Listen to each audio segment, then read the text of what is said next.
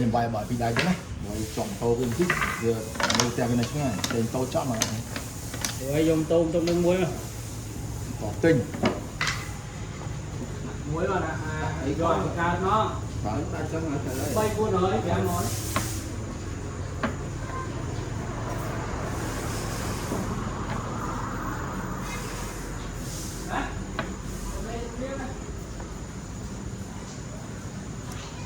bay mà rồi cho nó thì đâu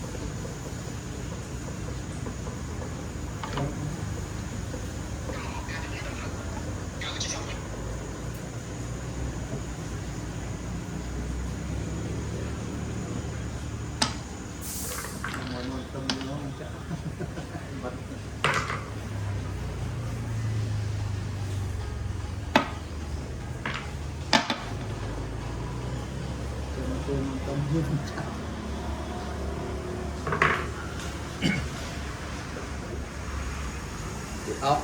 ốc ốc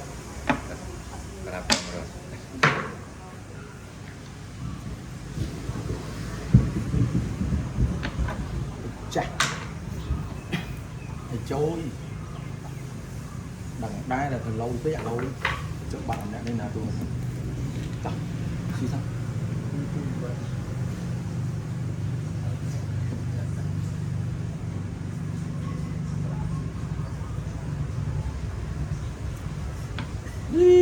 để tiền vô thành nhanh rất lố tịch tôi ấy má này ấy si crop ăn bàn ta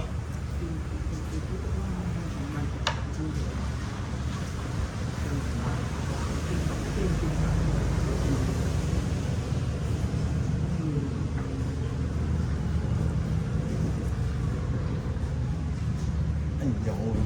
mà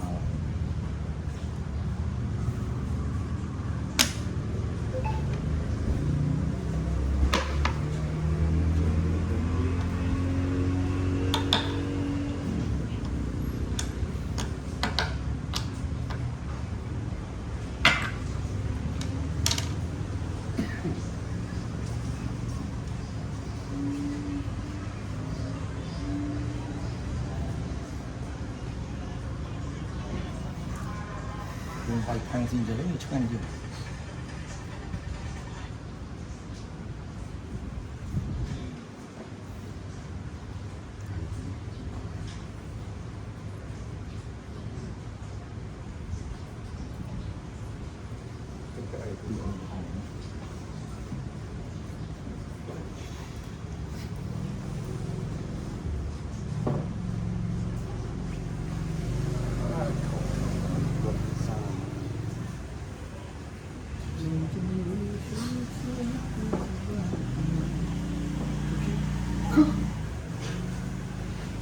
anh nói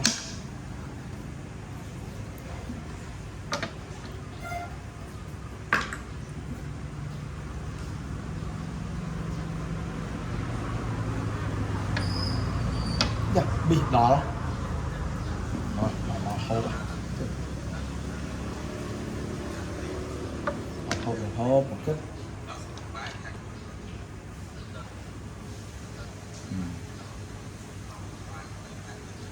từ nó trơn này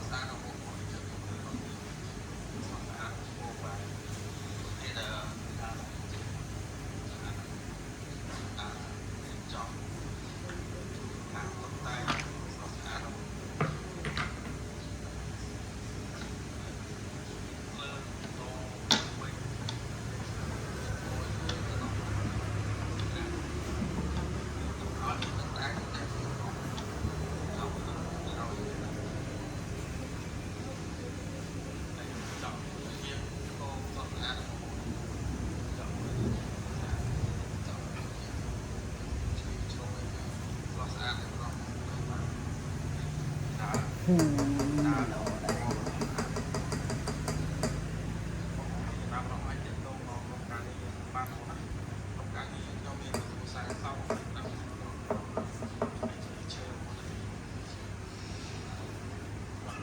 ngọt dường ngọt có là ngọt dường chưa còn cái cọc sắn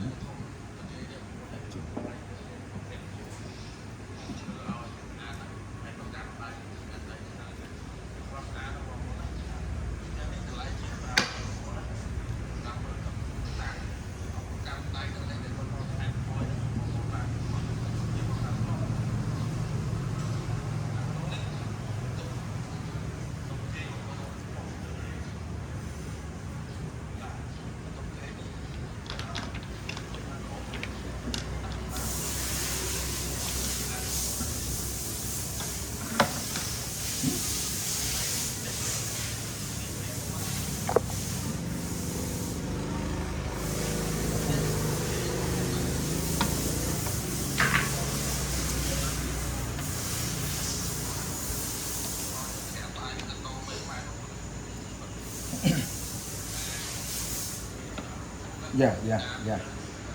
chỗ là làm bài lẽ này như thế sang tiết này học đây là sang tiết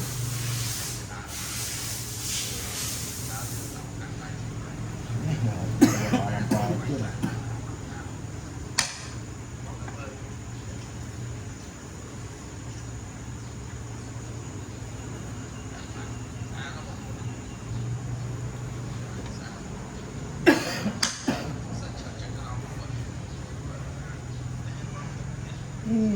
ở vùng vàng ngọt máu ấy nục tiền bật phong khang làm bỏ này váy đó lên đòn tiền một thằng mà nó cướp thằng váy như mình cướp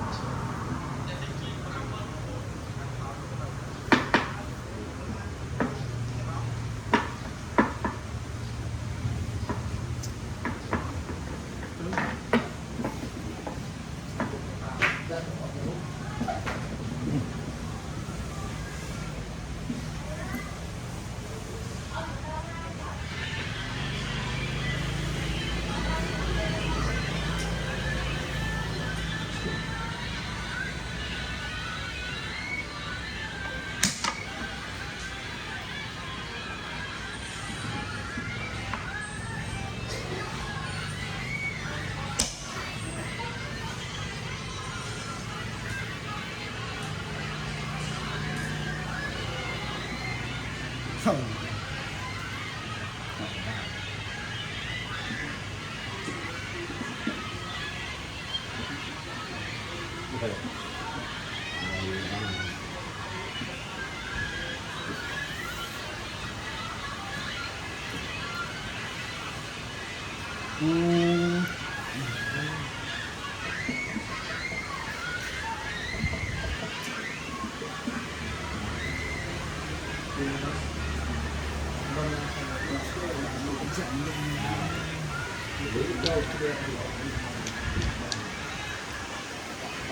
lại lại vài chuyện đi đây là cặp cái tay qua ok thế đâu tôi đi thôi trước một bộ là cặp tốt rồi về nghe vậy à đây mày xin strike bom ra hiện tại đi